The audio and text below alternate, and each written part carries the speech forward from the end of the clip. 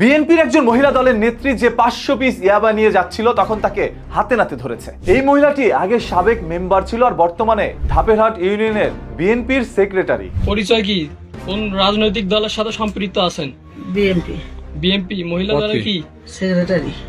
সাবেক কি ছিলেন? মহিলা মেম্বার ছিলেন। আচ্ছা, আপনার কাছে এই ইয়াবা ট্যাবলেট কোথায় কোথায় লোক আসে নেওয়ার জন্য? আলীনগরের সুব্রত ছিল। একবার চিন্তা করেন, এরাই আপনার এলাকার অভিভাবক যারা বাবা সহ ধরা খায়। মাদের সাথে তাদের কোনো সম্পর্ক নেই, যত সম্পর্ক সব বাবার সাথে। অভিযোগ উঠেছে তার স্বামী নাকি এইগুলোর ব্যবসা করে। আপনারা কাকে ভোট দিয়ে নির্বাচিত করছেন?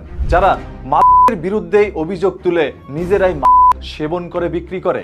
এটা আজ একটি বাস্তবতার চরম মুখোশ উন্মোচন হয়েছে। এই মুখোশ পরে রাজনীতিবিদরা আপনার এলাকার মধ্যে ঘুরে বেড়াচ্ছে। তারা বলছে আমরা বিরুদ্ধে আছি, এই এলাকায় কোনো ধরনের অনিয়ম আমরা চলতে দিব না, অনিয়মের বিরুদ্ধে লড়াকো সৈনিক আমরা। কিন্তু এই লেউড়ার সৈনিকরা নিজেরাই আবার সেবন করে, বিক্রি করে, একের পর এক অনিয়মের সাথে জড়িত থাকে। কোথা থেকে 2 টাকা 3 টাকা ধান্দা করতে পারবে এই জন্য রাস্তার মধ্যে ঘুরে বেড়ায়। এরা আপনার এলাকার নেতা। এই সকল নেতাদের পশ্চাৎদেশে সব সময় লাঠির বাড়ি আর গালে জুতো মারা দরকার। আজ তো হাতে নাতে ধরা খেয়েছে, তাই অস্বীকার করার কোনো অবকাশ নেই। কিন্তু হাতে নাতে ধরা না খেলে দেখতেন যারা ধরতে এসেছে তাদের বিরুদ্ধে আইনীয় ব্যবস্থা তারা নিয়ে নিত, তাদেরকে অ্যারেস্ট করে জেলে ভরে দিত। আর বাংলাদেশ আইন শৃঙ্খলা বাহিনীর কিছু সংখ্যক লোক তো আছে, তারা আর কি করবে? নেতারা যা বলে তাই তাদের শুনতে হয়। যেন থানাটা রয়েছে এখন নেতাদের জন্য বসার একটি স্থান, ওইখানে আড্ডা মারতে যায় নেতারা থানার ওসির সাথে বসে, ডিসির সাথে বসে আড্ডা মারে। এগুলো তো মিথ্যা না, সত্য। সুসম্পর্ক রাখার জন্য একে অপরের সাথে এরকম ভাবেই কথা বলে। এরপর নেতায় ফোন দিয়ে বলে ও তো আমার ছোট ভাই, যাকে